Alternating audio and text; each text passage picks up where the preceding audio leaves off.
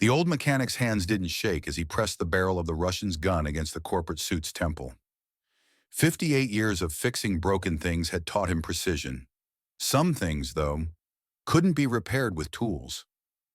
"My father remembered," he whispered, voice cutting through the abandoned factory's darkness. "After all these years of forgetting everything else, he remembered what your kind buried." Outside, snow fell on the Pennsylvania Rust Belt town that time, and progress had deemed expendable. Inside, two worlds collided: blue-collar grit facing corporate power, with a century-old secret trapped between them. They said the rare minerals beneath this dying town could power America's future. What they didn't say was whose blood would pay for it, or which promises would be broken to get there. When a man who's lost everything meets a woman with everything to lose, and the only map to salvation sits in the fading memories of a father who confuses past with present, that's when desperate people make dangerous choices. Some fights aren't about winning, they're about making sure nobody forgets who drew first blood. The Texas sun beat down on the corrugated metal roof of Reynolds Vintage Restoration, turning the workshop into a sweltering box despite the ancient industrial fans working overtime. Jack Reynolds, 62, wiped sweat from his brow with a rag that had seen better days, leaving a streak of motor oil across his weathered forehead. His hands, calloused and knotted with arthritis, moved with surprising precision over the gleaming engine of a 1965 Shelby Cobra, a precision that belied the pain shooting through his joints. "Stubborn piece of," he muttered, adjusting the torque wrench. "You'll behave for me yet." The car represented everything he loved: American ingenuity, mechanical perfection, and a time when you could fix problems with your hands instead of a computer. Back when he still had a future. Before Columbia. The bell above the door jingled the old-fashioned kind, because Jack refused to install electronic chimes despite his son's insistence. "Pop, you're still here. It's almost 8. Miguel Reynolds stepped into the workshop, carrying a bag of takeout and a concerned expression that Jack had grown to resent. At 34, Miguel carried himself with military precision, a habit from his Army Rangers days that civilian life hadn't managed to soften. "Car doesn't know what time it is," Jack replied without looking up. "Mr. Patterson wants it ready for the Conroe show on Saturday." Miguel set the food down on the workbench, careful to avoid the meticulously arranged tools, and leaned against the Cobra's fender. Jack shot him a warning glance. "Sorry," Miguel said, straightening immediately. "Did you take your meds today?" Jack tightened a bolt with more force than necessary. "Don't start.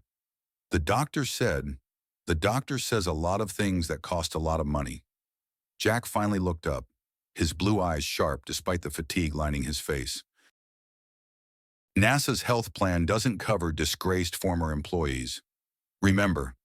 The silence that followed was heavy with unspoken arguments they'd had dozens of times before. Jack's refusal to accept financial help, his stubborn pride, the stack of medical bills in his apartment drawer. Miguel was about to respond when a crash from the back of the shop cut through the tension. Jack's head snapped up, instincts from decades of precision work instantly alert. "Stay here," he whispered, grabbing a heavy wrench from the workbench. "Pop, let me—" But Jack was already moving with surprising agility, slipping between vintage cars to the storage area where spare parts for rare models were kept. Parts that fetched a premium on the black market. He caught a glimpse of movement as a figure in dark clothes tried to stuff carburetors into a backpack. Without hesitation, Jack lunged forward. "Hey!" The thief spun around young, maybe 20, with desperate eyes, and shoved past Jack, knocking him into a shelf. Pain exploded in Jack's shoulder as parts clattered to the ground. "Stop him!" Jack shouted as the kid bolted toward the main shop area. Miguel moved to intercept, but the thief was quick, ducking under his arm and sprinting for the door. Jack pushed through the pain, grabbing the keys to the half-restored 1970 Dodge Challenger in the bay nearest the door. "Pop, don't!" Miguel called out, but Jack was already sliding into the driver's seat. The Challenger's engine roared to life with a thunderous growl that still sent shivers down Jack's spine. He reversed out of the bay with a squeal of tires, just in time to see the thief jump into an idling Honda. "Call Sandra!" Jack shouted to Miguel as he slammed the Challenger into drive and took off after the Honda. The chase led through the industrial district, the Challenger's massive engine easily keeping pace with the modern car. Jack's hands gripped the wheel with practiced ease, muscle memory overriding the pain in his joints. This was what he was born to do, not the chase, but the perfect harmony of man and machine. The control, the precision. He caught up to the Honda at a red light, pulling alongside. The kid looked over, terror visible on his young face. "Pull over, son," Jack shouted through the open window. "You're only making it worse." The light changed, and the Honda's tires squealed as it shot forward, cutting across 2 lanes toward an alley. Jack anticipated the move, downshifting and accelerating through the turn with a skill that had once made him the top test driver at NASA's vehicle division. The alley narrowed, forcing Jack to slow. The Honda clipped a dumpster, spinning out of control and stalling against a brick wall. By the time Jack pulled up, the kid was out of the car, looking trapped and terrified. "I ain't going back to jail," the kid said, holding up a screwdriver like a knife. Jack stayed in the Challenger, engine idling. "You don't look like a thief to me," he said calmly. "You look desperate. There's a difference." The kid's hand trembled. "You don't know nothing about me. I know you went for vintage carburetors instead of the cash box. That means you either know cars or you know someone who told you what to take." A flicker of surprise crossed the kid's face. "My mom's sick," he finally said. "Cancer. Insurance won't cover her treatment." Jack nodded slowly, turning off the Challenger's engine. "I understand expensive medical bills better than you might think." By the time Detective Sandra Williams arrived, Jack had the kid, whose name was Tyler, sitting on a crate drinking a bottle of water. The stolen parts were neatly laid out on the Challenger's hood. "Jack Reynolds," Sandra said, stepping out of her unmarked police cruiser, her salt and pepper hair pulled back in a practical ponytail. "Still think you're Steve McQueen? I see. Still think you're Dirty Harry? I see," Jack replied with a hint of a smile. They'd gone to high school together, back when the world seemed full of possibilities instead of regrets. "You know I should arrest you for that little stunt," she said, but there was no heat in her words. "Vigilante justice went out with bell-bottoms." "Just retrieving stolen property," Jack said, nodding toward the parts. "Kid made a mistake. Doesn't need to ruin his life." Sandra's eyes narrowed. "Since when did you get soft?" "Reynolds." Jack glanced at Tyler. "Not soft. Just know what it's like when the system fails you." After Sandra left with Tyler promising to look into programs that might help his mother, rather than booking him, Jack drove the Challenger back to the shop. His shoulder throbbed, and the adrenaline crash was making his hands shake, but he felt more alive than he had in months. Miguel was waiting, arms crossed. "That was reckless." "That was necessary," Jack corrected, easing himself out of the car with a poorly concealed wince. "Kid's mother has cancer. No insurance." Something in Miguel's expression shifted. "Like Mom." Jack nodded, the memory of his late wife's battle still raw, even after 5 years. "Like your mom." They worked in silence for a while, Miguel helping Jack realign the Cobra's timing chain. It was as close as they ever got to discussing feelings side by side. Hands busy, words sparse but meaningful. "NASA called again," Miguel finally said. "They're doing a memorial ceremony for the Columbia crew next month, 20th anniversary." Jack's hand stilled for just a moment. "They can memorialize without me. Pop, I warned them about the thermal tiles." Jack's voice had the sharp edge it always got when Columbia came up. "Wrote 3 reports, demonstrated the problem. They ignored me because I was just a technician without the right degrees. 7 people died. It wasn't your fault. Tell that to the review board that needed a scapegoat." Jack picked up a timing light. "Hand me that feeler gauge." Miguel knew better than to push. He passed the tool, then checked his watch. "I have to get back. Early meeting tomorrow." Jack nodded, already refocused on the engine. Thanks for the help. Take your meds, Miguel said as he headed for the door. And maybe think about locking up before midnight. Jack grunted noncommittally, but as soon as Miguel was gone, he reached for the bottle of prescription anti-inflammatories. He shook out one pill instead of the prescribed two, making them last twice as long, and swallowed it dry. The pain would keep him company tonight, just like it did most nights. Pain in his hands from decades of mechanical work. Pain in his shoulder from an old test track accident. Pain in his heart that no medicine could touch. Elizabeth Harrington stared out the floor-to-ceiling windows of the Harrington Foundation's downtown Houston office, watching storm clouds gather over the city skyline. At 54, she carried herself with the poised confidence that came from both privilege and proving herself in male-dominated spaces. Her navy suit was tailored perfectly to her athletic frame, her silver-streaked dark hair cut in a practical bob that required minimal maintenance, a habit from her Navy pilot days. Elizabeth, you simply cannot be serious about this aerospace education initiative. Margaret Harrington's voice cut through Elizabeth's thoughts. At 78, Margaret still commanded any room she entered, her posture military straight despite her age, her white hair immaculately styled. The board expects us to focus on the Performing Arts Center. Elizabeth turned from the window. Dad's vision for the foundation was always about innovation and education, not another building with a rich family's name on it. Your father's vision, Margaret said with a slight emphasis that always made Elizabeth feel like a disappointing child rather than a successful woman in her 50s, was for this foundation to maintain the Harrington legacy with dignity. By which you mean doing whatever Robert Mitchell thinks is appropriate. Elizabeth couldn't keep the edge from her voice. Robert has been a loyal friend to this family for decades. Robert has been trying to get his hands on Harrington Industries for decades, Elizabeth corrected. And now he thinks marrying me is the easiest way to do it. Margaret sighed with practiced patience. Darling, you're 54 divorced, and if you say childless in that tone again, Mother, I swear I'll donate the entire endowment to Planned Parenthood. The threat hung in the air between them, along with all the unspoken tensions of a mother and daughter who loved each other, but had fundamentally different views of a woman's purpose. A discreet knock at the door saved them from another round of the same argument they'd been having since Elizabeth's divorce 3 years ago. Margaret's assistant poked her head in. Ms. Harrington, Mr. Mitchell is here for your 3 o'clock. Perfect timing, Margaret said with a smile that didn't reach her eyes. Send him in, Jennifer. Robert Mitchell entered with the easy confidence of a man accustomed to deference.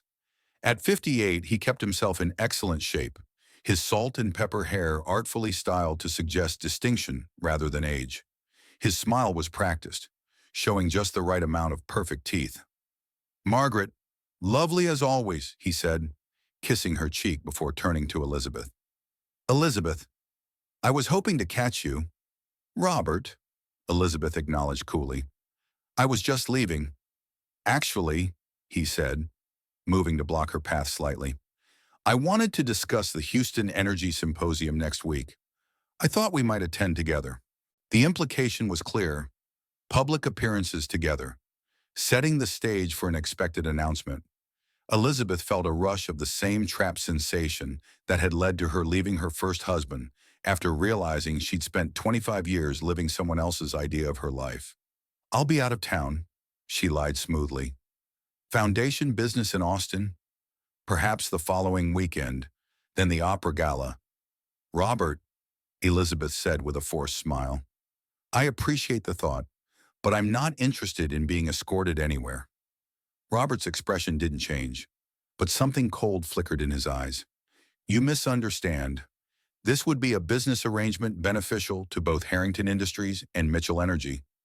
Then send a proposal to my office, Elizabeth replied, stepping around him. Mother, I'll see you at dinner on Sunday. She maintained her composure until the elevator doors closed, then let out a long breath, leaning against the polished wood paneling.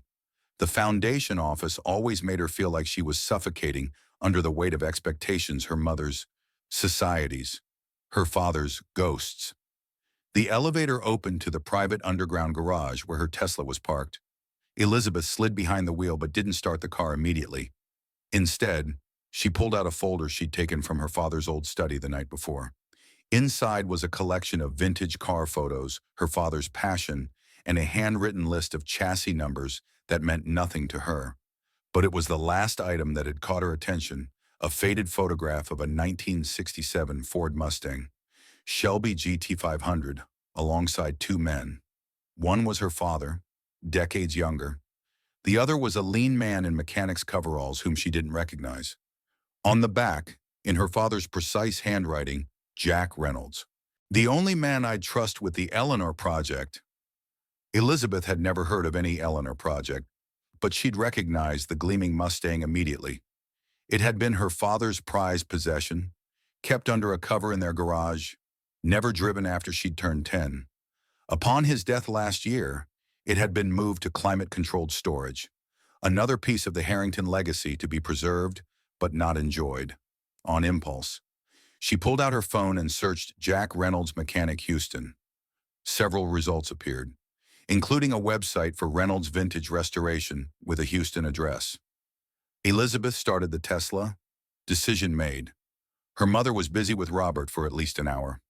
The perfect time to seek answers about her father's secrets from someone who wasn't invested in the Harrington legacy. Reynolds Vintage Restoration was nothing like the sleek, corporate Harrington offices. Located in an industrial area that had seen better days, the large workshop was fronted by a modest office with a neon open sign flickering in the window. The lot contained several vintage cars in various states of restoration, including a Dodge Challenger with fresh scrapes on its side. Elizabeth parked her Tesla between a restored '57 Chevy and a battered pickup truck, feeling immediately out of place in her tailored suit. She straightened her shoulders, a habit from Navy days, and approached the office door. The bell jingled as she entered, announcing her arrival to a workshop that smelled of oil, metal, and decades of mechanical history. Unlike the sterile perfection of her corporate world, there was something intensely alive about this space. "Be right with you," called a gruff voice from beneath a car on a hydraulic lift. Elizabeth walked further into the shop, her eyes adjusting to the relative dimness after the bright Texas sun. The place was cluttered but organized in a system she suspected would make perfect sense to its owner. Tools hung in precise arrangements on pegboards. Parts were labeled and shelved methodically. Her attention was drawn to a wall of photographs, cars with their proud owners, restoration before and afters, and in the center, a framed NASA technician ID badge for Jack Reynolds, dated 1988. "Can I help you?" The voice came from behind her now. Elizabeth turned to find herself face to face with an older version of the man from her father's photograph. Jack Reynolds had weathered considerably in the intervening decades, his face lined, his hair now more silver than brown, but he had the same intense blue eyes and the same air of no-nonsense competence. "Mr. Reynolds," she said, extending her hand. "I'm Elizabeth Harrington." If the name registered, he didn't show it. He wiped his hand on a rag before shaking hers, a courteous gesture that left most of the grease behind. "Ms. Harrington, what can I do for you? Don't often see Teslas in this lot. I'm looking for information about a car my father owned, a 1967 Shelby GT500. Jack's expression didn't change, but something shifted in his posture. "Lots of those around. What makes you think I'd know anything about your father's?" Elizabeth pulled out the photograph, holding it carefully by the edges. "Because you're in this picture with him." Jack took the photo, recognition dawning on his face. For a brief moment, his gruff exterior softened. "Richard Harrington," he said quietly. "Been a long time." "You knew my father." Jack handed the photo back. "Worked on his cars in the '80s. Before I went to NASA, he had quite a collection. The Mustang specifically," Elizabeth pressed. "He called it the Eleanor Project. Does that mean anything to you?" Jack's expression closed off again. "Why are you asking about this now? Richard's been gone." "What? A year? 10 months, Elizabeth corrected. "I found this photograph recently, along with some other papers. My father and I were Not as close as we could have been. I'm trying to understand some things. Jack studied her for a long moment, as if assessing her trustworthiness. The Eleanor project wasn't about the car, he finally said. The car was just the container. Before Elizabeth could ask what that meant, the shop door jingled again. A man in a delivery uniform entered, carrying a package. Jack Reynolds need a signature. Jack excused himself to sign for the delivery, giving Elizabeth a moment to process his cryptic statement. Container for what? What had her father been involved in that required such secrecy? When Jack returned, his demeanor had shifted to businesslike efficiency. Look, Ms. Harrington, that was a long time ago. Ancient history. Mr. Reynolds, I've got paying customers waiting on their vehicles, he interrupted, gesturing toward the door. If you want to talk about routine restoration work for the Mustang, we can do that. Otherwise, I can't help you. Elizabeth recognized a defensive retreat when she saw one. She'd used the same tactic herself often enough. Rather than push, she changed strategies. Actually, she said, I do want to talk about restoration. The Mustang has been in climate-controlled storage since my father's death. I'd like to get it running again. Jack's eyebrows rose slightly. Those cars aren't meant to sit collecting dust. Exactly my thought. Would you be willing to assess its condition for old time's sake? Jack hesitated, and Elizabeth saw the internal debate playing out behind his eyes. I don't do house call, he finally said. You'd need to bring it here. I can arrange that, Elizabeth replied. How's tomorrow? Tomorrow works, Jack said after a pause. Morning, 9 o'clock. As Elizabeth turned to leave, her eye caught a framed newspaper clipping on the wall she hadn't noticed before. The headline read, NASA technician raised concerns before Columbia disaster. Jack's younger face stared out from the photograph, looking determined and haunted at the same time. You were part of the Columbia investigation, she said. Turning back, Jack's expression hardened. I was part of the Columbia warning that got ignored. Big difference. Before Elizabeth could respond, he added, 9 o'clock tomorrow. Don't be late. Outside, Elizabeth sat in her Tesla for a moment, processing the encounter. Jack Reynolds was clearly not what she'd expected. The gruff exterior didn't quite mask the intelligence behind those piercing blue eyes, or the pain that seemed to fuel his brusque manner. She started the car, her mind already working through the logistics of getting the Mustang transported from storage to this workshop by morning. As she pulled out of the lot, she didn't notice the black SUV parked across the street, or the man inside taking photos of her Tesla's license plate. Elizabeth was halfway to the storage facility when her phone rang through the car's speaker system. Her mother's name flashed on the dashboard display. Hello, Mother, she answered, keeping her tone neutral. Elizabeth, where are you? Robert said you mentioned Austin, but your assistant knew nothing about a trip. Elizabeth suppressed a sigh. I'm handling some personal business. Mother, nothing that concerns the foundation or Robert.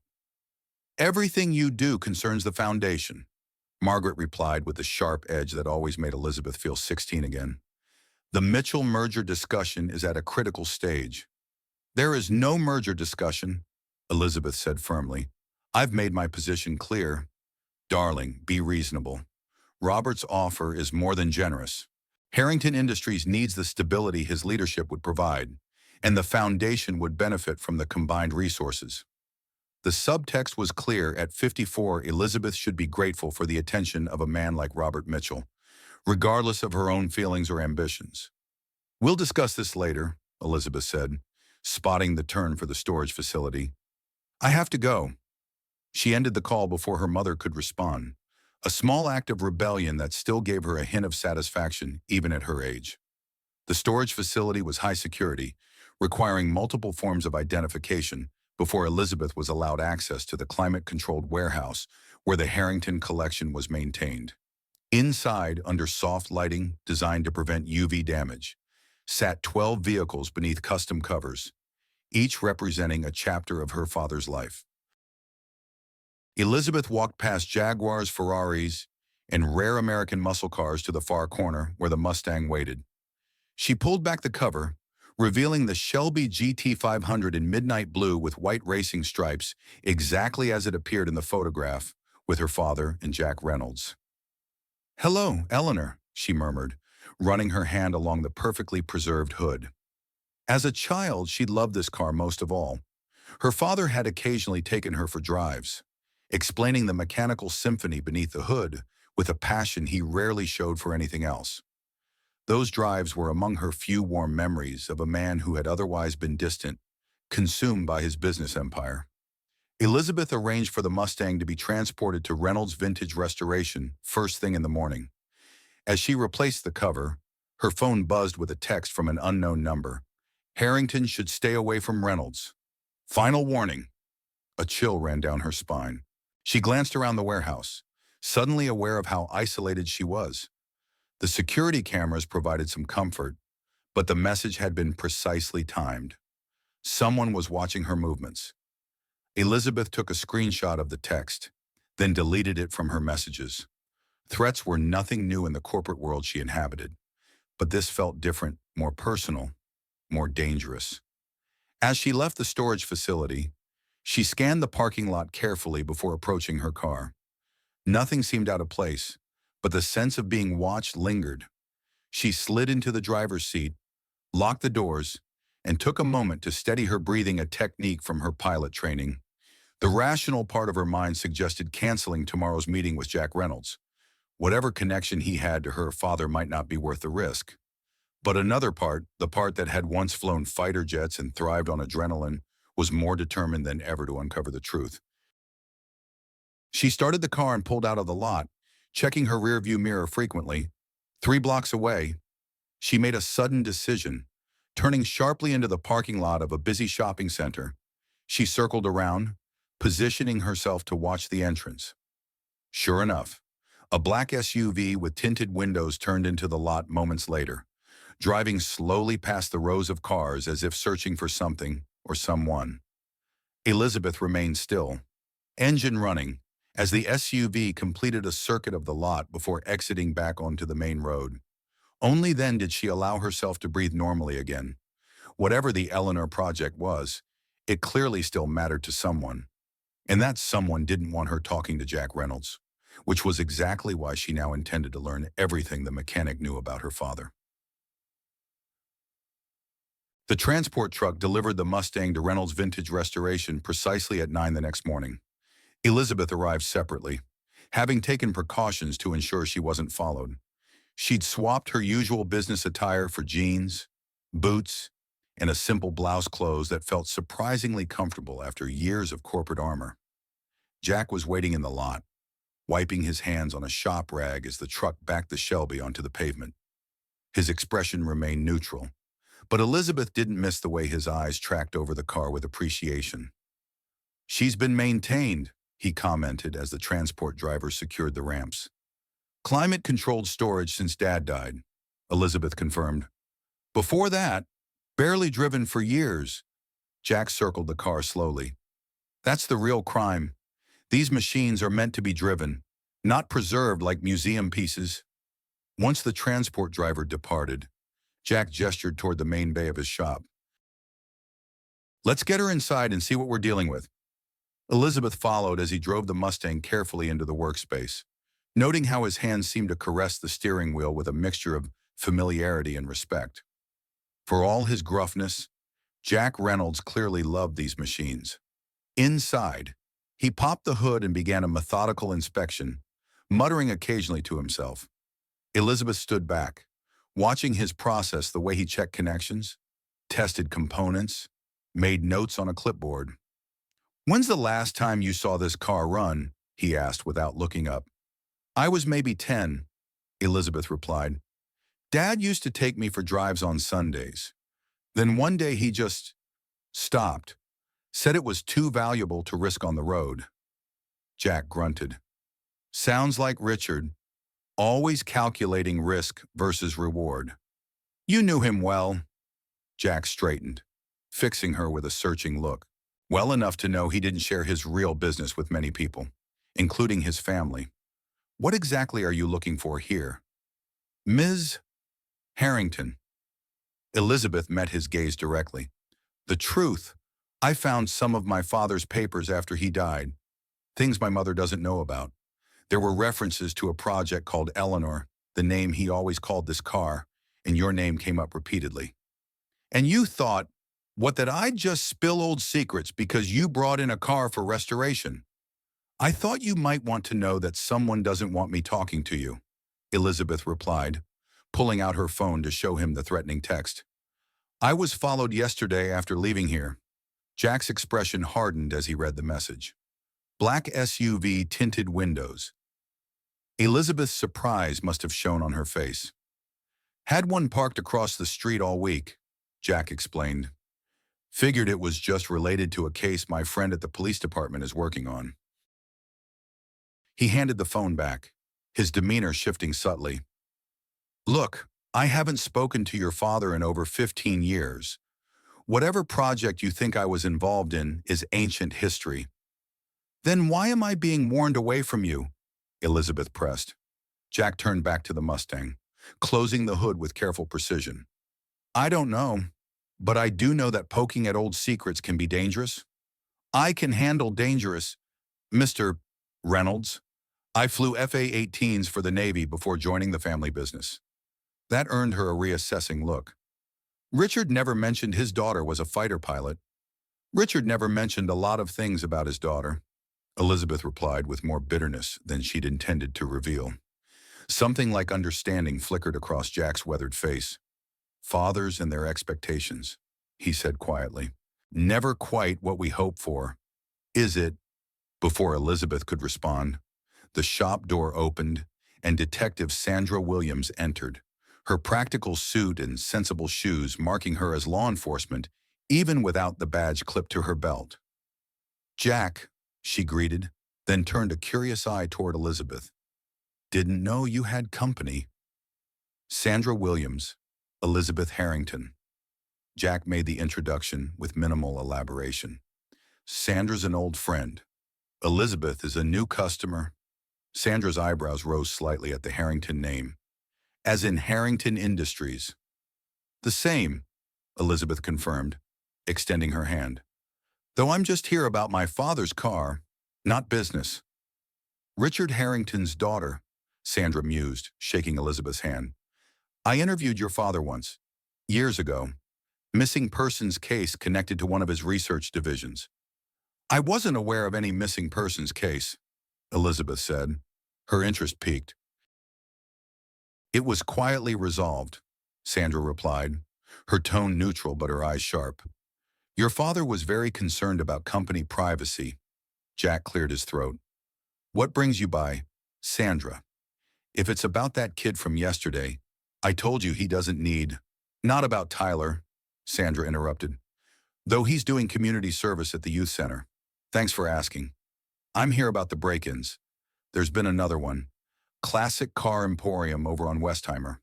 Same M.O. as the others. Targeting specific parts, Jack asked, his attention fully engaged now. Sandra nodded. Vintage carburetors, mostly from the 60s and 70s, just like what your visitor was after yesterday. She glanced at the Mustang. You might want to take extra precautions with valuable inventory. Already on it, Jack assured her. New security system being installed this afternoon. Sandra's gaze shifted between Jack and Elizabeth, clearly sensing something beyond a simple business transaction. Well, I should get going. Ms. Harrington, nice to meet you. Jack, dinner this Sunday. Marie's making her lasagna. Wouldn't miss it, Jack replied with a genuine smile that transformed his face, making Elizabeth suddenly aware of the handsome man beneath the gruff exterior. After Sandra left, Jack turned back to the Mustang, his professional demeanor firmly back in place. Car needs work, he declared. Sitting that long, even in climate control, things deteriorate, seals dry out, fluids break down, batteries dead. Of course. Elizabeth nodded, accepting the change of subject for now. What do you recommend? Full mechanical restoration if you want to actually drive it. Could take a few weeks. Not cheap. Money isn't an issue, Elizabeth said, and I do want to drive it. Jack studied her for a moment. Your father never wanted anyone driving this car. Called it too important to risk. Sarah, now you show up wanting to get it road ready, asking about old projects, showing me threatening texts. He crossed his arms. What's really going on here? Ms. Harrington. Elizabeth considered her options. Jack Reynolds clearly knew more than he was saying, but he wasn't going to open up without some trust from her side first. My father died in what was officially ruled an accident, she said carefully. His boat exploded during a solo sailing trip. Body was never recovered. I heard about that, Jack acknowledged. Never bought the accident story. Neither did I, Elizabeth admitted, especially after finding documents he'd hidden in his study, references to something called Phase 2 of the Eleanor Project, dated just weeks before his death.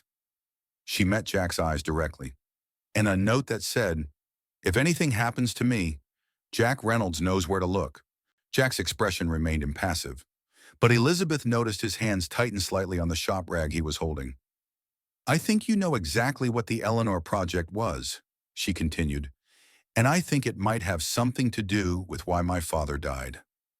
Jack was silent for a long moment, his internal debate visible in the tightening of his jaw.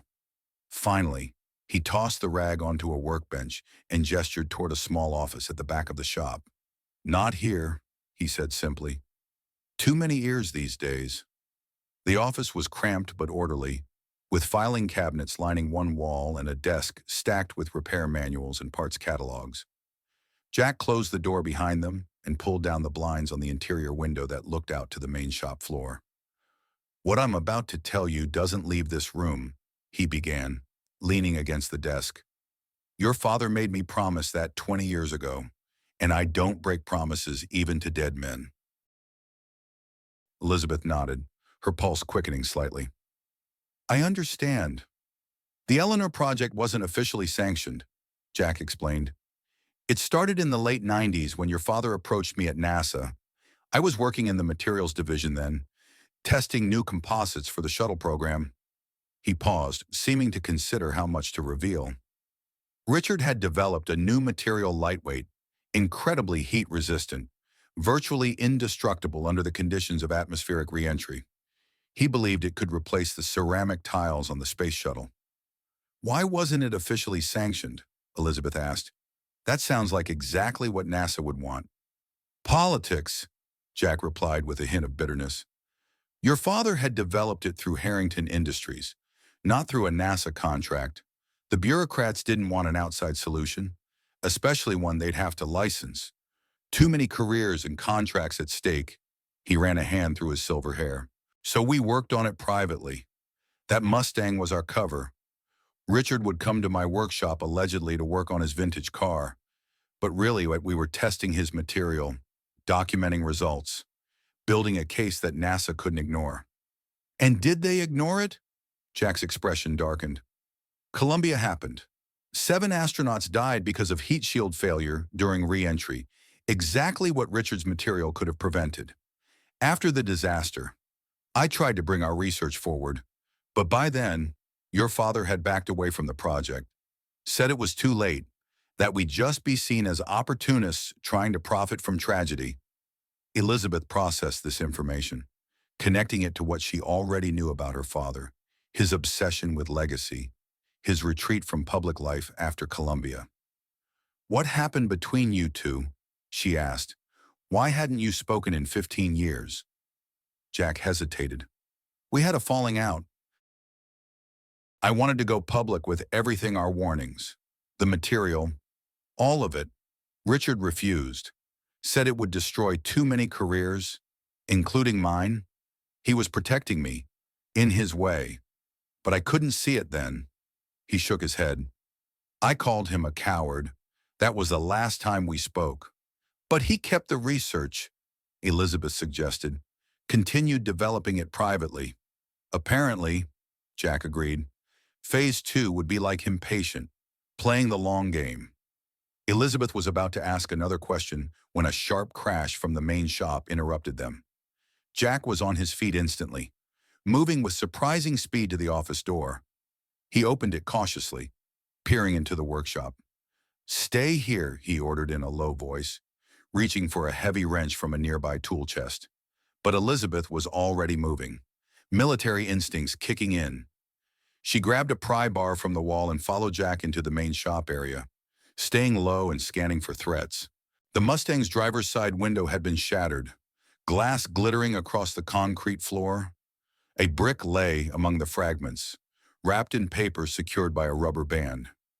Jack approached cautiously, checking under the car and around the shop before approaching the brick.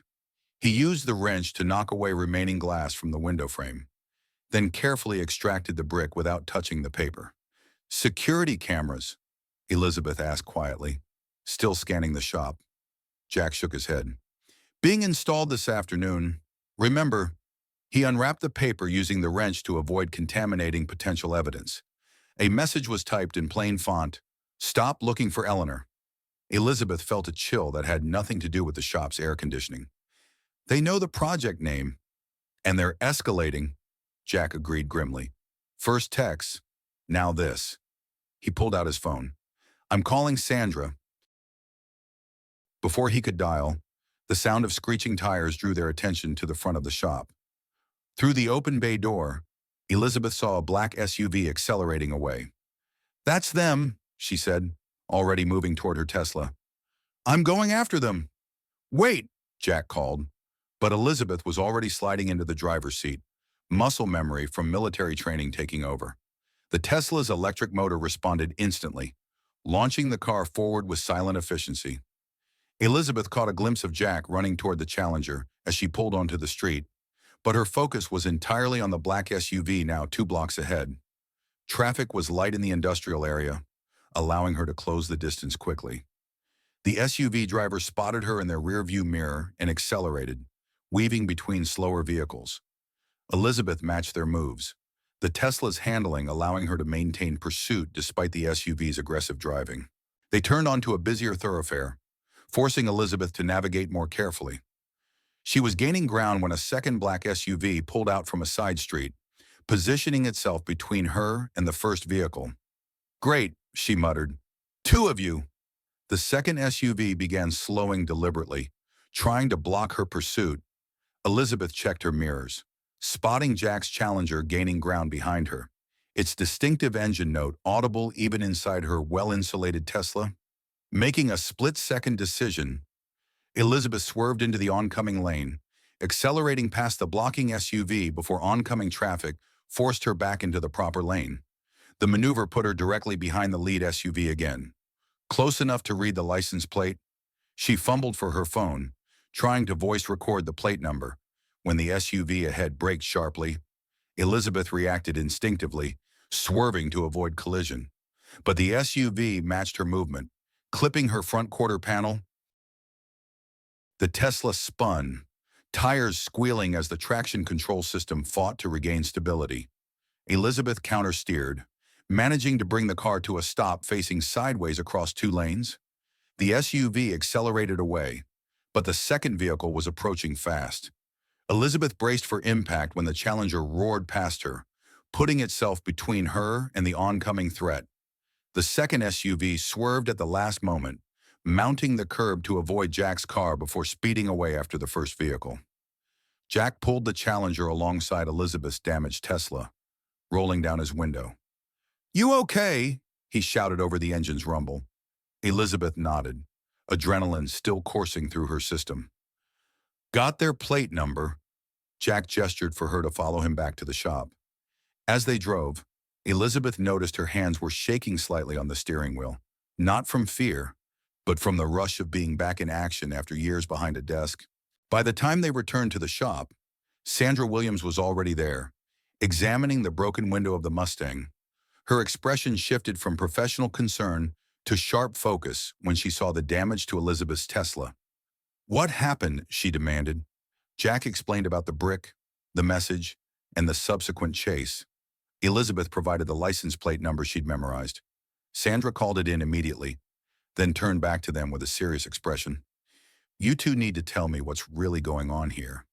This isn't about vintage car parts anymore. Is it? Jack and Elizabeth exchanged a look, a silent negotiation passing between them. It's about the Eleanor Project, Jack finally said. Something Richard Harrington and I worked on 20 years ago.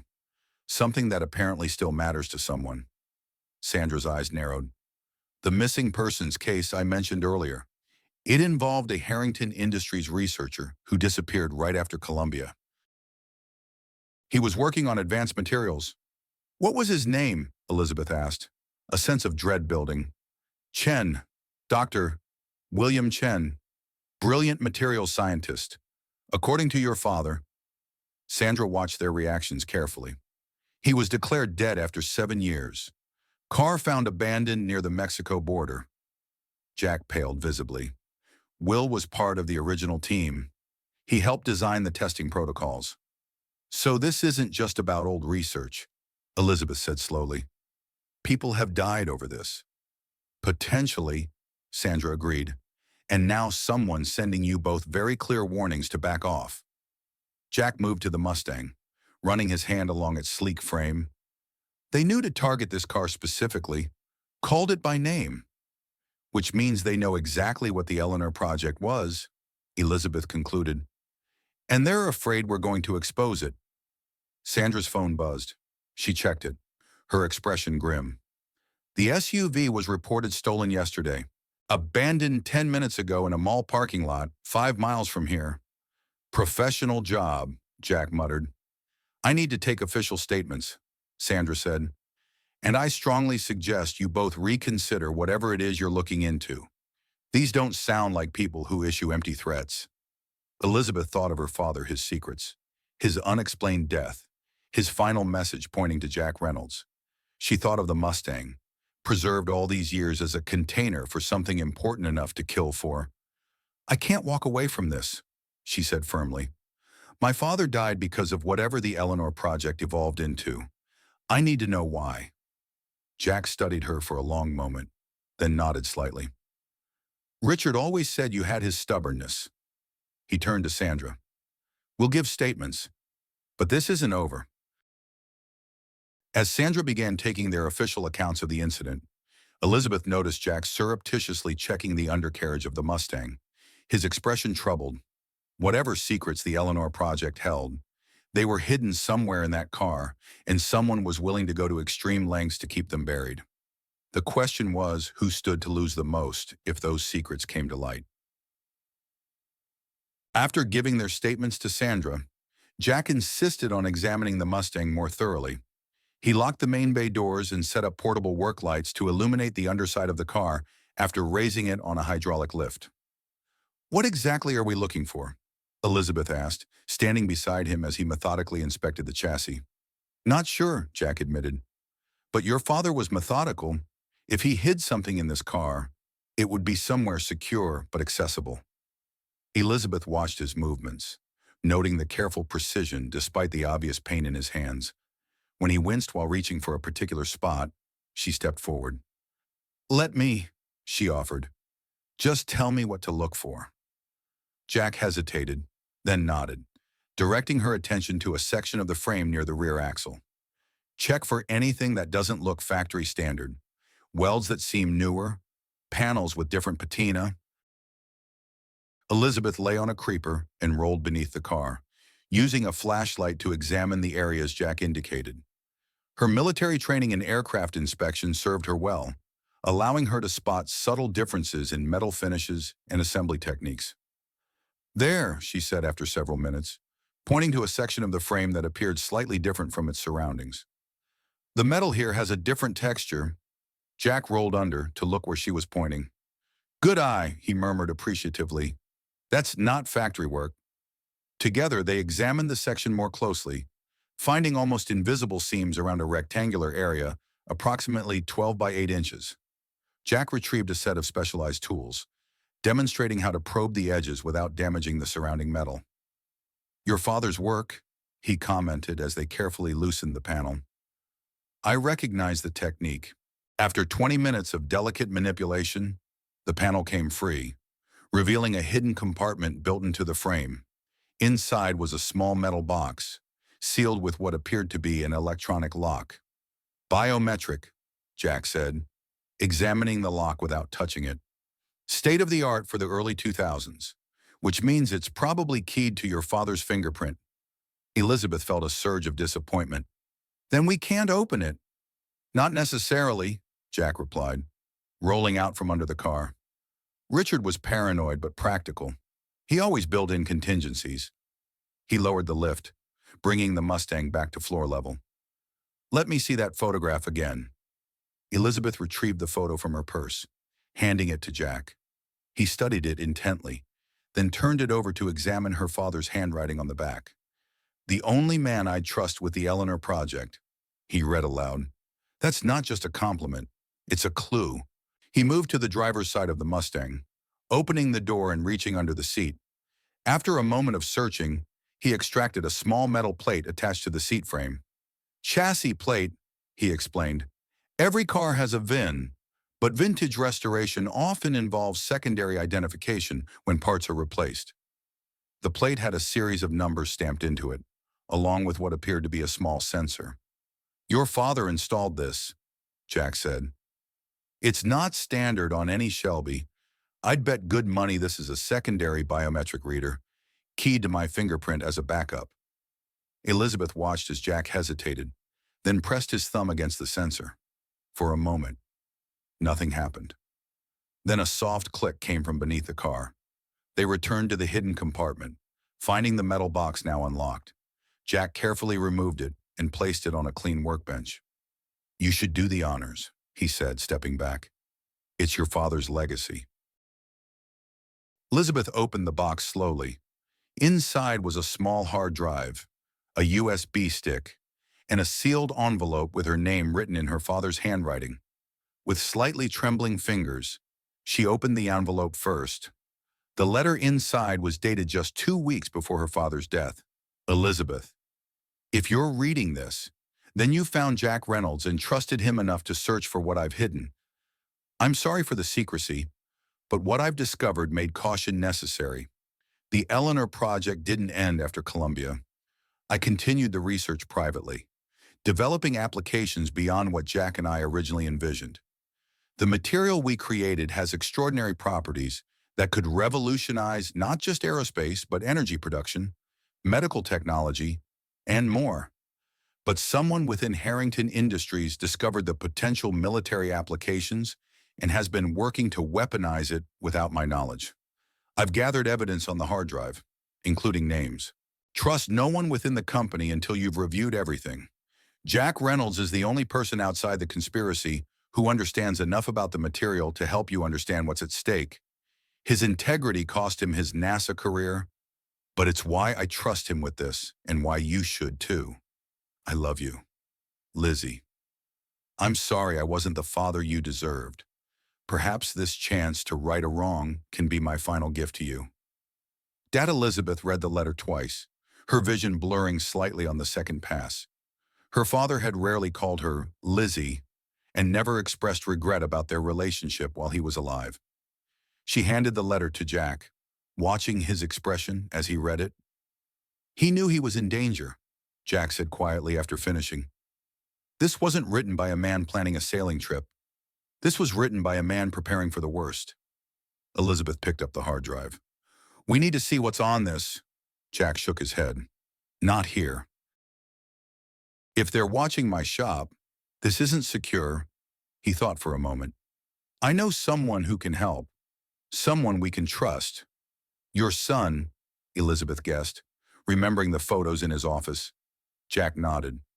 Miguel works at Johnson Space Center, Computer Security Division. He has equipment that can't be hacked or traced. NASA, Elizabeth questioned. After how they treated you, a complicated expression crossed Jack's face. Miguel believes in what NASA stands for, not what bureaucrats turned it into. He's good people. He checked his watch. He'll be off work in a couple hours. We should meet him away from here, away from your usual places. Elizabeth considered this. I have a lake house about an hour from the city. Family property, but not officially in my name. Few people know about it. Perfect, Jack agreed. We should take separate cars, different routes. and leave our phones here, they can be tracked. What about the Mustang? Jack looked at the car thoughtfully. We can't leave it here if they're watching the shop, and there might be more hidden in it that we haven't found. He made a decision. I'll drive it to the lake house. Engine needs a good run anyway. You sure it's roadworthy? Elizabeth asked. Jack gave her a look that was almost offended. I checked it over while you were on the phone with Sandra. Needs work, but it'll make it to the lake. I've got some spare parts I can throw in the trunk just in case.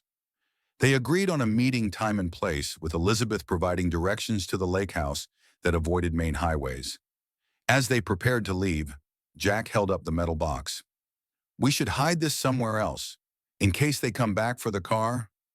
Elizabeth thought for a moment, then reached for her purse.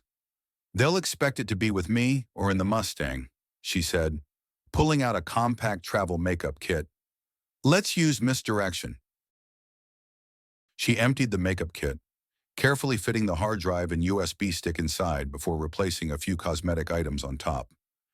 The letter she folded into the inner pocket of her jacket. Smart, Jack commented. Richard always said you had good tactical instincts. He never said anything like that to me, Elizabeth replied with a hint of old pain. Jack's expression softened slightly. He was proud of you. Talked about your Navy career all the time. Before Elizabeth could process this unexpected insight into her father's private thoughts, a noise outside caught their attention. Jack moved swiftly to the side window, peering through the blinds. Black sedan, tinted windows, parked across the street. Same as before.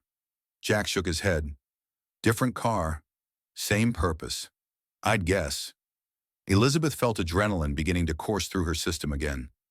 They're watching the shop, which means we need a distraction to get out of here separately, Jack concluded.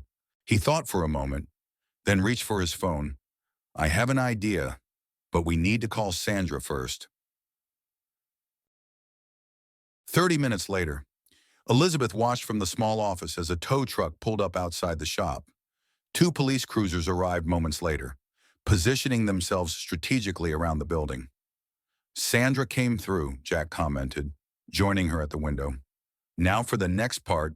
The tow truck driver, clearly briefed on the situation, backed up to Elizabeth's damaged Tesla.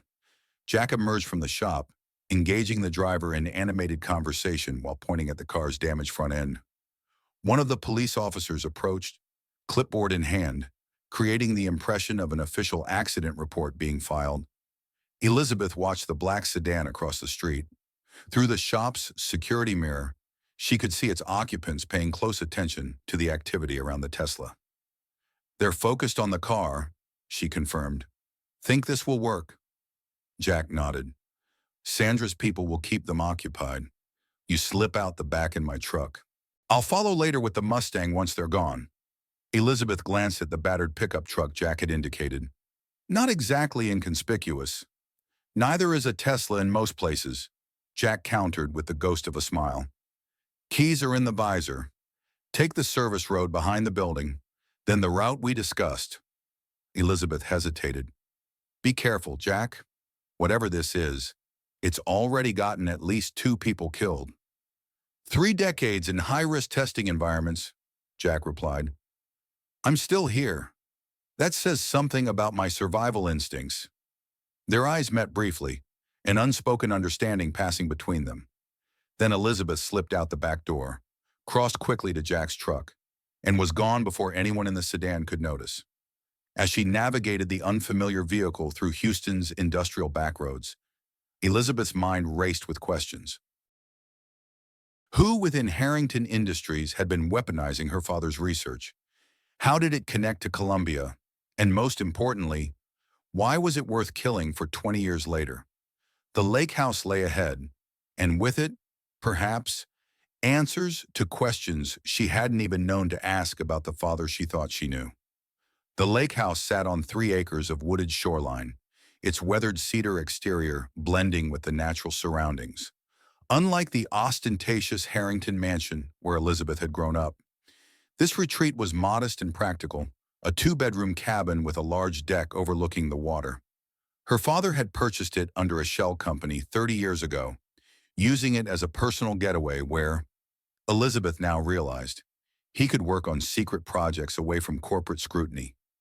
She parked Jack's truck behind the house, out of sight from the access road, and entered using the hidden key she described to him earlier. The interior was exactly as she remembered from her last visit, simple furnishings. Walls lined with bookshelves, and a large wooden table that served as both dining area and workspace. After checking that the house was secure, Elizabeth unpacked the few supplies she'd grabbed from a convenience store along the way. She was arranging them on the counter when the distinctive rumble of the Mustang's V8 announced Jack's arrival. She stepped onto the porch, watching as he guided the vintage car alongside the cabin, its midnight blue paint gleaming in the late afternoon sun.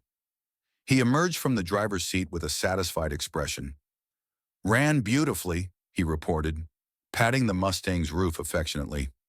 "Just needed to stretch her legs after all those years in storage." "My father would be glad to hear that," Elizabeth said, surprised by the sudden tightness in her throat. Jack retrieved a duffel bag from the passenger seat and followed Elizabeth inside. He glanced around the cabin with professional curiosity. Richard's taste was always more practical than people gave him credit for, he commented, setting his bag on a chair. "This place suits him better than that mansion." "He came here to think," Elizabeth said, moving to a bookshelf filled with engineering texts and scientific journals. "I always assumed it was to escape my mother's social calendar, but now I wonder if this was his real workshop all along." Jack examined the large table, running his hand along its worn surface. "Could be. Good sight lines to the entrance. Isolated location, easy to secure." He looked up at Elizabeth. "Perfect place to work on classified materials research." Elizabeth opened the makeup kit containing the hard drive and USB stick. "Miguel should be here soon." Jack checked his watch. "About 20 minutes. If traffic's decent, he knows to be careful." They used the time to examine the Mustang more thoroughly, searching for any additional hiding spots. Jack showed Elizabeth how to look for inconsistencies in the car's construction, slightly newer welds, panels with marginally different paint aging, screws with less wear than their surroundings. "Your father was methodical," Jack explained as they worked. "He wouldn't have put all his eggs in one basket." Elizabeth was checking beneath the dashboard when she noticed a slight irregularity in the glove compartment. "This panel doesn't quite match the others." Jack leaned in to look. "Good eye. The grain of the veneer is different, subtle, but definitely replaced at some point." Working together, they carefully removed the panel, revealing a small compartment containing a leather-bound journal. Elizabeth recognized her father's handwriting immediately. "It's his research log," she said, carefully turning the pages. "Dates, material compositions, test results." She paused at a page containing chemical formulas. "Does this mean anything to you?" Jack studied the notation, his expression growing increasingly serious. "This is phase 2, he said finally. Richard was developing applications beyond the original heat-shielding properties. He pointed to a molecular diagram. "This structure suggests energy storage capabilities far beyond current battery technology." "Clean energy," Elizabeth murmured, scanning further entries. "He mentions power density exceeding anything on the market by orders of magnitude." Jack nodded slowly. "A material that could protect spacecraft from the heat of re-entry could also potentially store and release massive amounts of energy. The implications for everything from electric vehicles to power grids would be revolutionary," Elizabeth finished, "and incredibly valuable.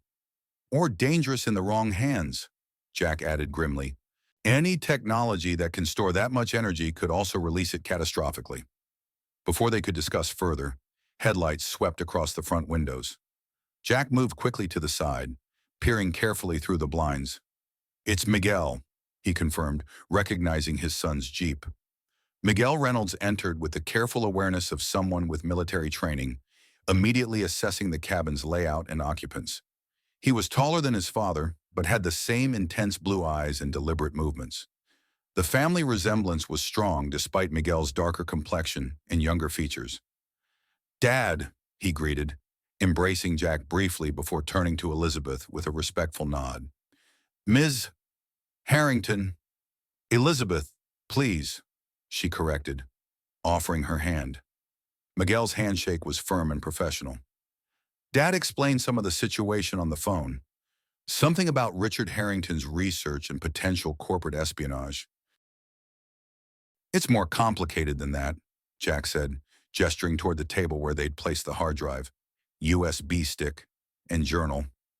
"And potentially more dangerous." Miguel pulled specialized equipment from his backpack, a rugged laptop, external drives, and what appeared to be signal jammers. "This setup is air-gapped and secured against remote access," he explained, setting up on the table. "Whatever's on that drive stays in this room." As Miguel worked to access the encrypted files, Elizabeth and Jack brought him up to speed on everything they discovered, from the threatening messages to the chase with the SUVs. "These don't sound like corporate spies," Miguel commented, his fingers moving rapidly over the keyboard. "This sounds like someone with serious resources and professional training. Military contractors, maybe," Elizabeth suggested. "Harrington Industries has several defense subsidiaries." Jack shook his head. "Richard was adamant about keeping this technology out of military applications. That's why he continued it secretly after Columbia. He saw what happened when technology got captured by defense interests." Miguel looked up from the computer. "I'm in," he announced. "The encryption was sophisticated but had a personal key. Your birthday," he told Elizabeth. "April 14th, 1971. Elizabeth felt an unexpected wave of emotion. Her father had used her birthday as the key to his most important secrets. The files were organized meticulously, typical of Richard Harrington's methodical mind. Technical specifications, test results, and material compositions occupied the majority of the hard drive.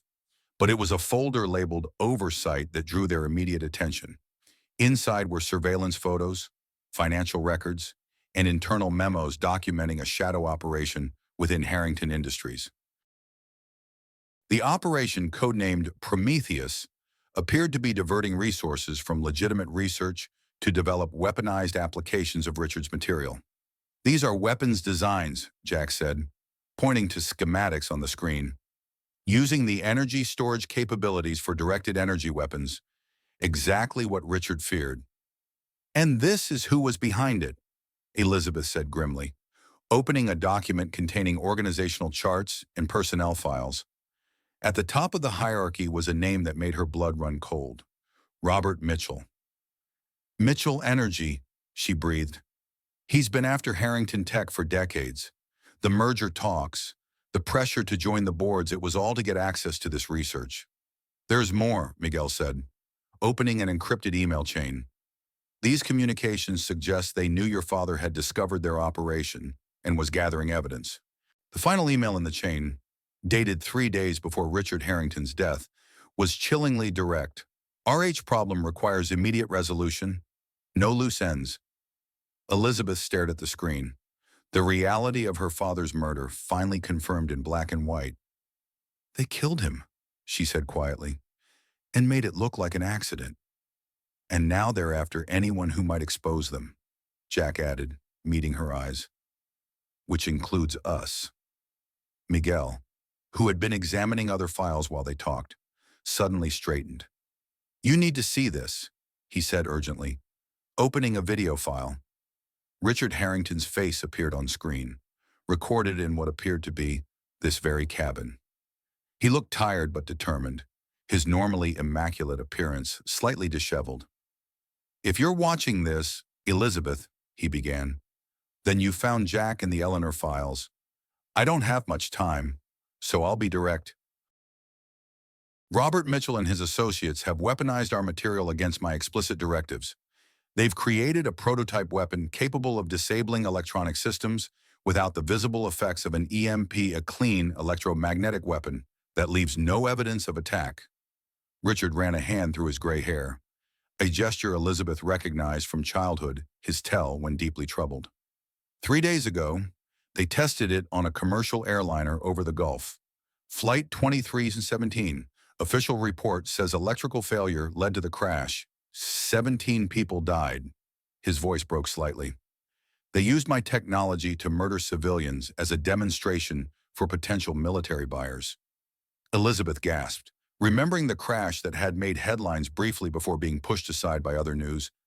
I've gathered evidence, included on this drive, Richard continued. But Mitchell has people throughout the company and government contracts worth billions. If anything happens to me, the evidence needs to reach people who can't be bought or threatened.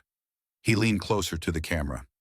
Lizzie, I'm sorry to put this on you, but you're the only person in the family I trust with this. You have the military background to understand what's at stake and the moral compass to do what's right, regardless of family interests. Richard's expression softened momentarily. I wish I'd told you how proud I am of you, of the choices you made, even when they disappointed your mother. You were always braver than I was. The video ended abruptly, leaving a heavy silence in the cabin. Elizabeth stared at the frozen, final frame of her father's face, emotions warring within her grief for the father she'd lost, rage at those responsible, and a strange new warmth knowing he had been proud of her after all. That flight, Miguel said, breaking the silence. I remember it. Electrical systems failure during approach. No distress call. No explanation. A test run, Jack said grimly. Using innocent people as guinea pigs. Elizabeth stood abruptly, pacing the small living area. We need to take this to the authorities. The FBI, Homeland Security, someone who can't be influenced by Mitchell's connections. Not so fast, Miguel cautioned. Mitchell Energy has government contracts with every major security agency. We need to be careful about who we trust with this. Sandra, Jack suggested. She has contacts in the FBI she trusts. People who specialize in corporate crimes. Elizabeth nodded slowly. That could work. But we need more than just the files. We need physical evidence of the technology itself. According to these development logs, Miguel said, scrolling through documents, the prototype was assembled at a Mitchell Energy research facility outside Houston, supposedly working on next-generation power storage as a cover. Jack leaned over his son's shoulder, studying the schematics. I know that facility. It's their innovation campus near Baytown. Heavy security, but not military grade. We can't just break into a private research facility, Miguel protested. No, Elizabeth agreed. But I might be able to get us inside legitimately. At their questioning looks, she explained, the Harrington Foundation funds a STEM education program that tours corporate research facilities. Mitchell Energy is on the list. As foundation chair, I could arrange a special tour. They'd recognize you immediately, Jack pointed out. Exactly, Elizabeth replied. They'll be watching me closely, which gives you two an opportunity to access less guarded areas while attention is on my group. Miguel looked skeptical. That's a serious risk. If they suspect what we're doing, they've already tried to run me off the road and vandalize Jack's shop. Elizabeth interrupted. They're not playing by the rules, and neither can we if we want to expose them. Jack studied her with newfound respect. Richard was right about your tactical thinking. It's not a bad plan, but we'd need detailed layouts, security protocols, and a solid extraction strategy. I can help with that, Miguel said after a moment's consideration. NASA has collaborative projects with several energy companies, including Mitchell. I might be able to access some facility information through official channels. They spent the next hour outlining a preliminary plan, with Miguel sketching rough facility layouts based on his recollection of similar research campuses. Elizabeth made notes about the foundation tour program, calculating how quickly she could arrange a visit without arousing suspicion. The real question, Jack said as they reviewed their notes, is what exactly we're looking for once we're inside.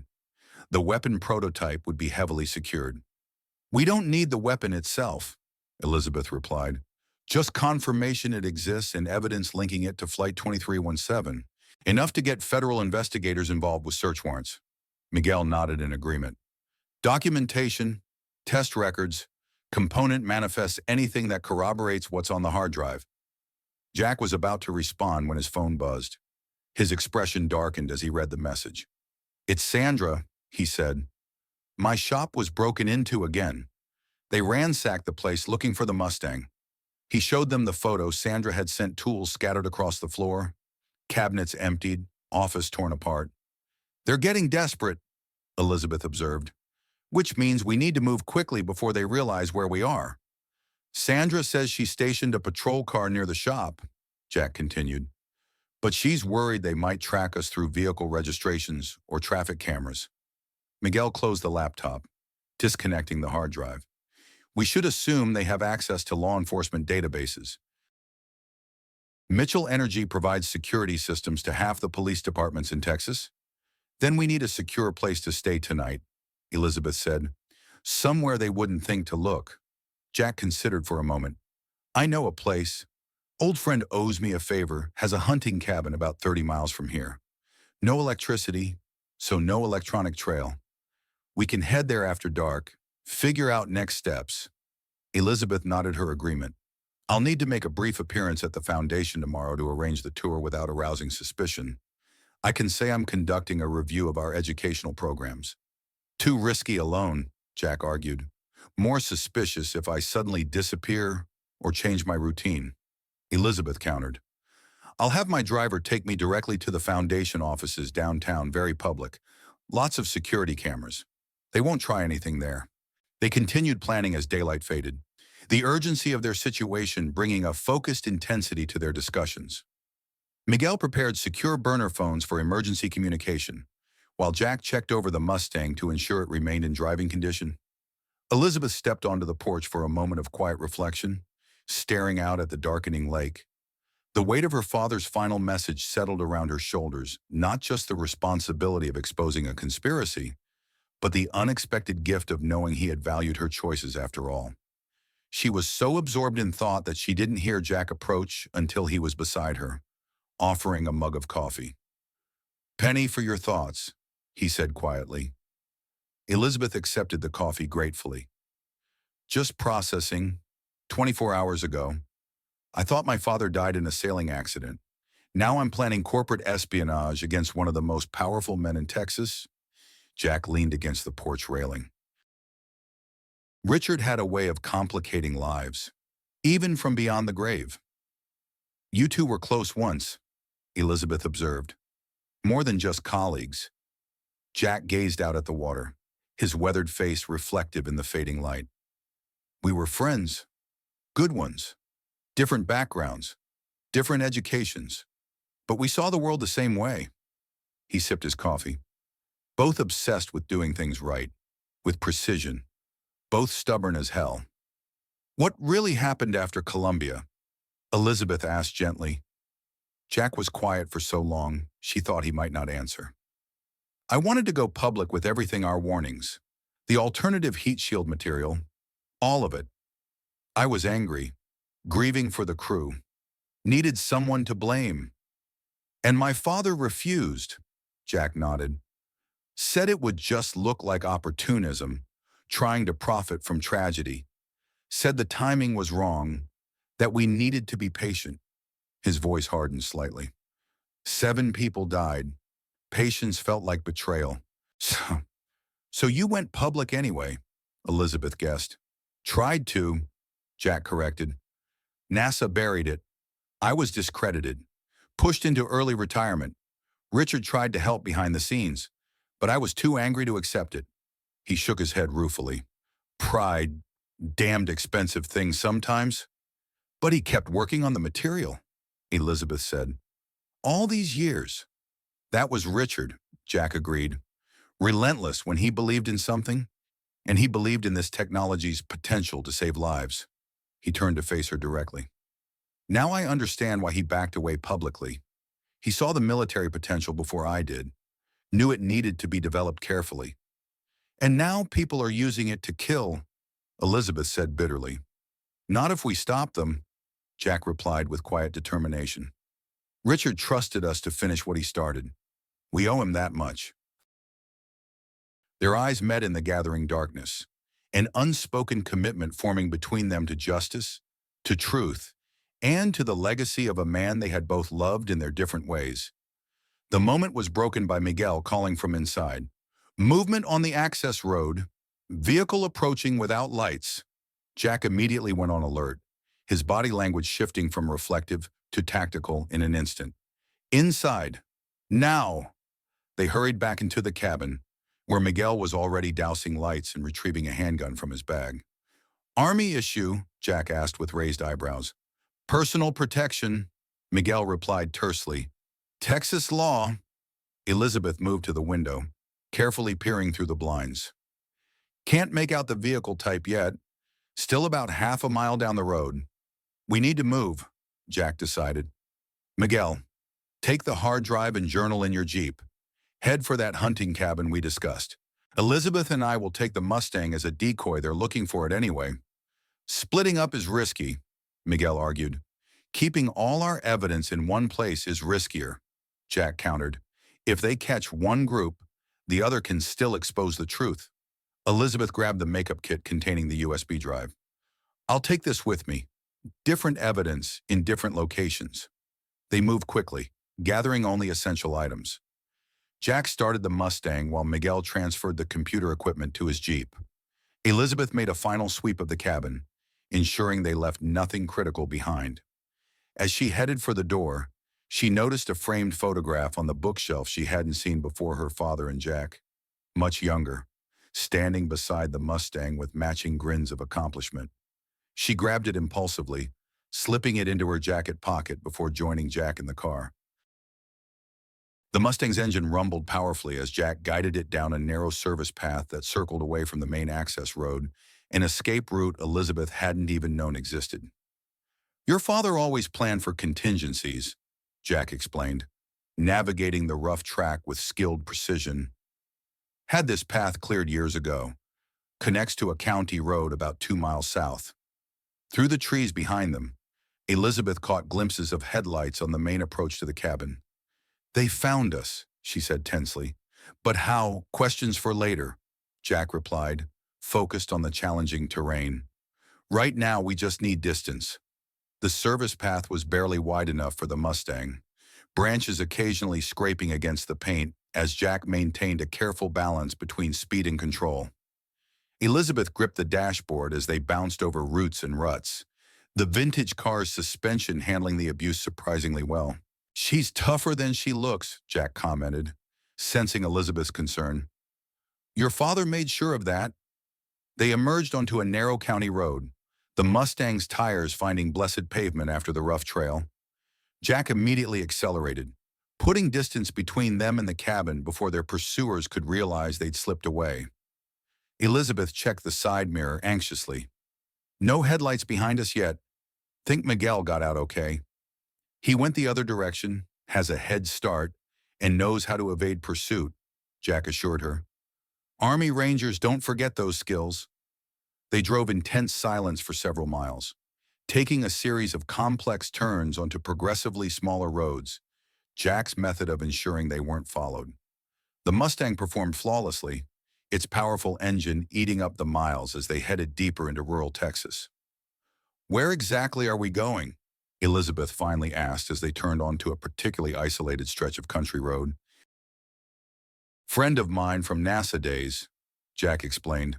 Bill Takahashi, retired engineer, lives off the grid, paranoid about technology even before it was fashionable. Can we trust him? Jack nodded. With our lives. He lost his wife on Columbia. That silenced further questions. Elizabeth settled back in her seat, processing everything that had happened in the past 24 hours. Her world had been upended, certainties replaced with conspiracies, and yet she felt more alive than she had in years. You're handling this well, Jack observed after a while. Most people would be falling apart by now. Elizabeth smiled faintly. Naval aviation training. Crisis management becomes second nature. Your father mentioned you were a hell of a pilot, Jack said. Said you had natural instincts for complex systems. He never told me that, Elizabeth replied, that familiar pang returning. Our conversations were mostly about foundation business and social obligations. Jack glanced at her briefly before returning his attention to the dark road. Richard wasn't good at expressing pride directly, especially to the people who mattered most. He adjusted the rearview mirror. For what it's worth, He talked about you constantly during our work sessions, your accomplishments, your independence. Elizabeth absorbed this in silence, adding another piece to the puzzle of the father she was only now beginning to understand. The burner phone Miguel had given them buzzed with a text message. Jack handed it to Elizabeth to read. "It's from Miguel," she reported. "Clear. At location. No signs of pursuit." "Good," Jack said with evident relief. "We should reach Bill's place in about 20 minutes." Elizabeth was about to respond when headlights appeared in the distance behind them, bright and gaining rapidly. "We've got company," she warned. Jack immediately accelerated, the Mustang's engine roaring as it surged forward. "How many vehicles can you make out?" Elizabeth twisted in her seat, straining to see. "Just one, I think. Moving fast."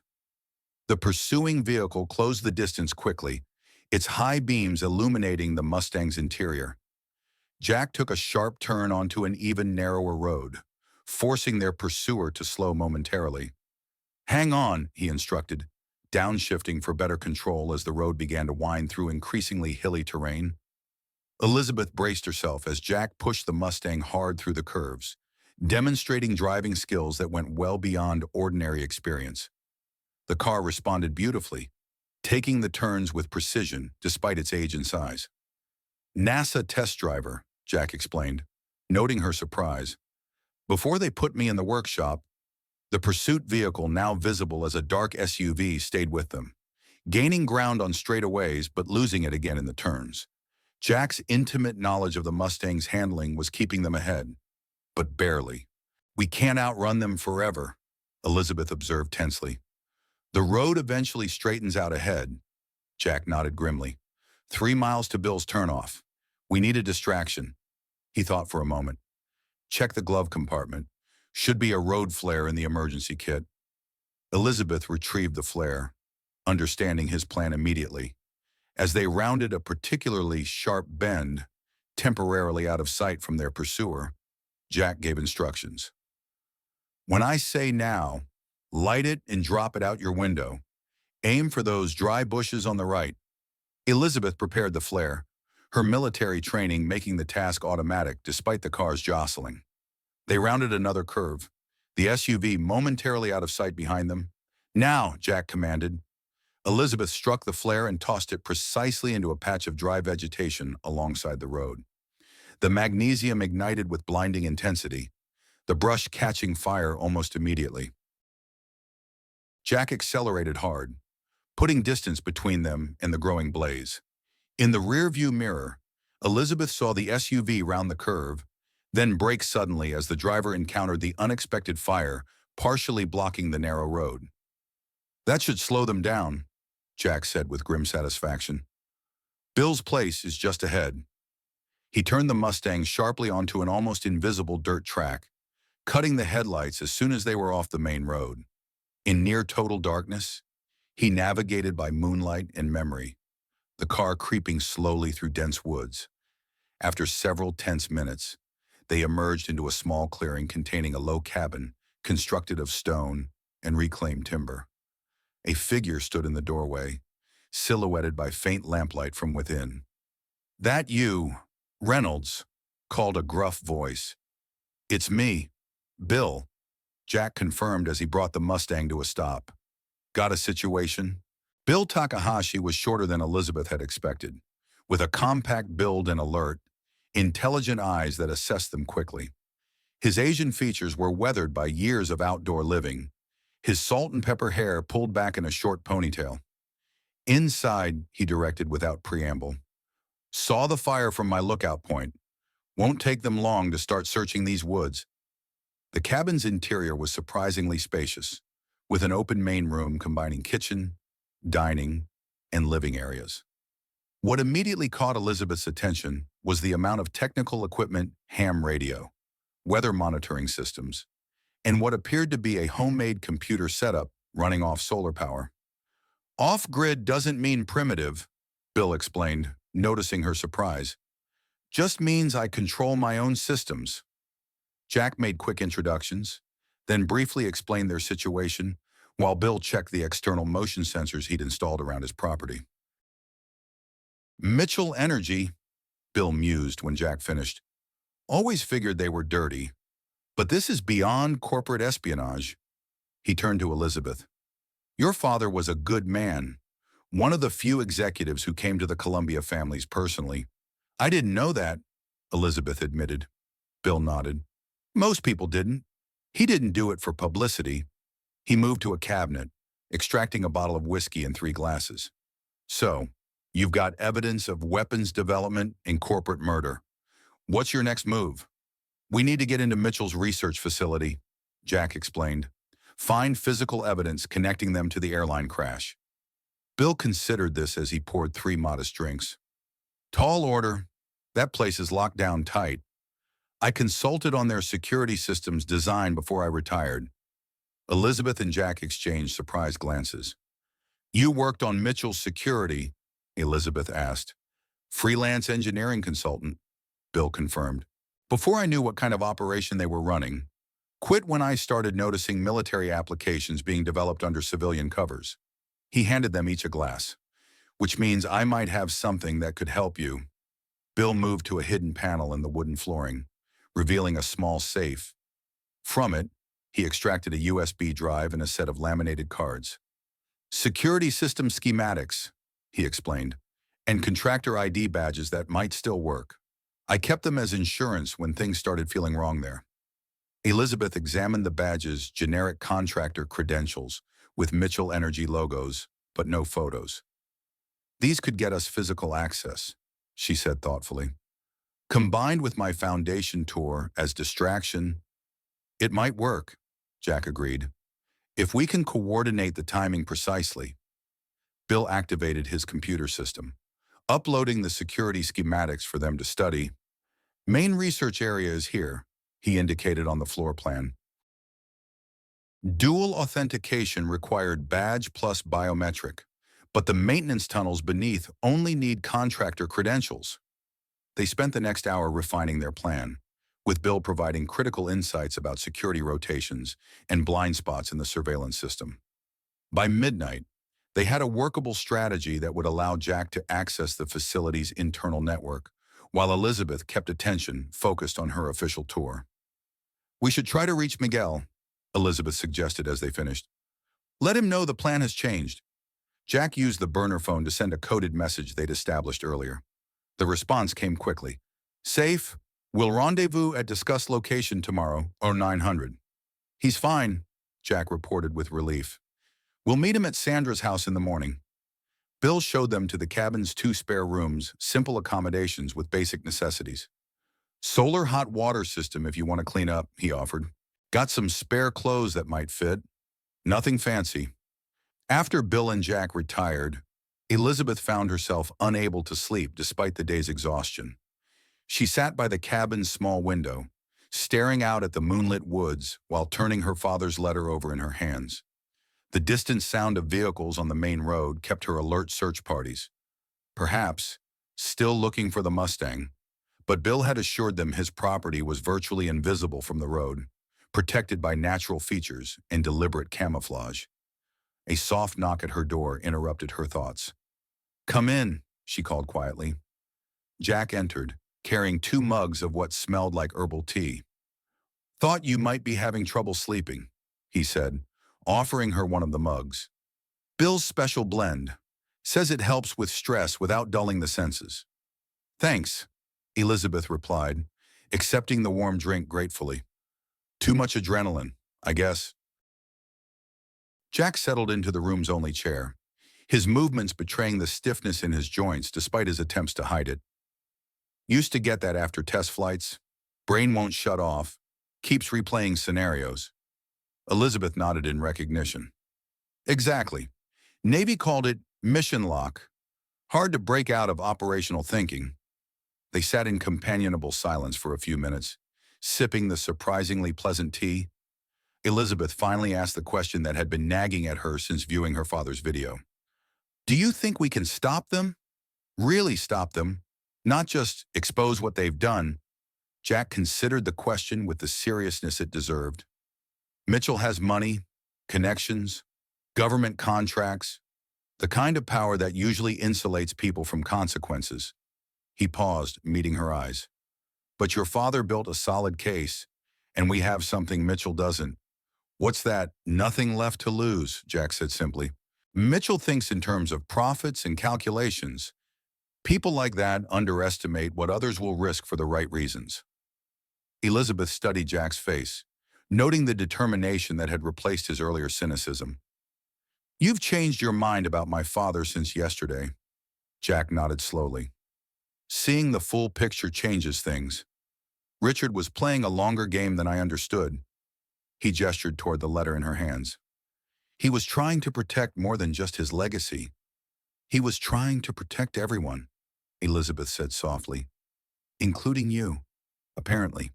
And you, Jack added. He knew exactly who to trust with the truth, even if he couldn't say it to your face when he was alive. Elizabeth felt tears threatening for the first time since this began, not from fear or grief, but from the bittersweet realization that her father had seen her clearly after all, had valued precisely the qualities her mother had always criticized as unsuitable. Jack respectfully averted his eyes, giving her a moment to compose herself. When she'd steadied, he said quietly, "Try to get some rest. Tomorrow will require all our focus." As he rose to leave, Elizabeth asked, "Why did you agree to help after 15 years of silence between you and my father? You could have just walked away when I showed up at your shop." Jack paused at the door, considering his answer. "I've spent 20 years wondering if I could have done more to prevent Columbia," he said finally. "Living with what-ifs and regrets. This is a second chance to make the right choice, to finish what your father and I started." He met her eyes directly. "And because Richard Harrington was the best man I ever knew, even when I was too stubborn to admit it." With that, he left Elizabeth to her thoughts. The warmth of the tea and the unexpected comfort of shared purpose finally allowing exhaustion to overcome her racing mind. Morning arrived with the chirping of birds and the smell of coffee brewing. Elizabeth woke feeling surprisingly refreshed despite the circumstances. She found clean clothes laid out, simple work pants and a flannel shirt that must have belonged to Bill's wife, judging by the feminine cut. In the main room, Jack and Bill were already reviewing security schematics over breakfast. Miguel had texted his estimated arrival time at Sandra's house, and they were adjusting their timeline accordingly. "Morning," Jack greeted, looking up from the papers spread across the table. "Sleep okay?" Elizabeth nodded, accepting a mug of coffee from Bill. "Better than expected. What's our status?" "Sandra's arranged to meet us at her house at 9, Jack reported. "She's got FBI contacts, she trusts people who specialize in corporate crimes and aren't on Mitchell's payroll." "And the facility infiltration?" Elizabeth asked. Scanning the documents on the table, Bill pointed to a detailed schedule. "Your foundation tour is set for 2 p.m. Standard protocol is 90 minutes, which gives Jack a narrow window to access their internal servers while security is focused on your group." "What about the Mustang?" Elizabeth gestured toward the vintage car visible through the window. "It's pretty recognizable." "Bill's lending us his truck," Jack explained. "We'll hide the Mustang here until this is over." Elizabeth reviewed the plan carefully, noting the precision of the timing required. "This is going to be close," she observed. "A lot has to go right." "Focus on what you can control," Jack advised. "Your part is to keep their attention. Be exactly who they expect you to be, the foundation director doing her job.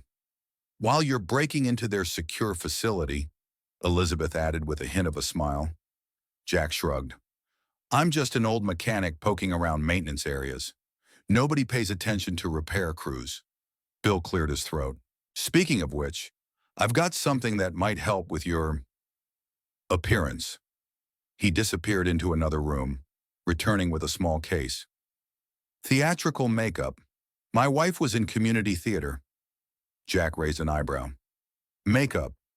Minor alterations," Bill explained, opening the case to reveal professional-grade makeup supplies. "Change the shape of your nose, darken your complexion, add some facial hair. Small changes that defeat facial recognition software and casual observation." Elizabeth was impressed. You've done this before. Bill's expression turned serious. After Columbia, I did some investigating of my own. Never found enough evidence, but I learned some useful skills. He gestured toward the makeup. This stuff got me into places I had no business being. With Bill's guidance, they transformed Jack's appearance subtly but effectively enough to confuse surveillance systems without looking obviously disguised. The final touch was a pair of prescription-free glasses with slightly tinted lenses. Different enough that Mitchell's people won't make the connection immediately, Bill assessed, but not so different that you'll draw attention. As they prepared to leave, loading essential equipment into Bill's truck, Elizabeth felt a growing sense of purpose replacing her earlier anxiety. This wasn't just about justice for her father anymore. It was about preventing Mitchell from weaponizing technology that should be saving lives. Jack seemed to sense her thoughts. One step at a time, he reminded her as they climbed into the truck. Focus on the mission, not the consequences. Elizabeth nodded, recognizing the wisdom in his approach. NASA training? Life training, Jack corrected with a faint smile. Some lessons take longer to learn than others. As they pulled away from Bill's cabin, leaving the Mustang hidden under camouflage netting, Elizabeth glanced back at the peaceful clearing, a brief haven in the storm they were about to enter. Ahead lay Sandra's house, the FBI contacts, and the high-stakes infiltration of Mitchell Energy. The final phase of the Eleanor project was about to begin. In the end, truth always demands a price. For Jack Reynolds, it meant confronting the ghosts of his past, not just the Columbia disaster, but the friendship he'd abandoned out of pride. For Elizabeth Harrington, it meant discovering that her father had seen her clearly all along, valuing precisely what others had dismissed as stubborn independence. The Eleanor project wasn't just about revolutionary technology hidden within a vintage Mustang's frame. It was about legacy, the choices we make when faced with power that can heal or destroy. Richard Harrington had understood this paradox, carrying its weight alone until he could no longer bear it. As Jack and Elizabeth stood before the restored Mustang, now parked in its rightful place at the new Harrington Reynolds Research Center, they shared a moment of quiet understanding. Some restorations go beyond metal and machinery, reaching into the human heart where old wounds finally begin to heal. Perhaps the most valuable things we inherit aren't fortunes or names, but the courage to stand for what matters, even when standing alone. In a world that too often measures worth in profit margins, what would you risk to protect a legacy built on truth rather than power?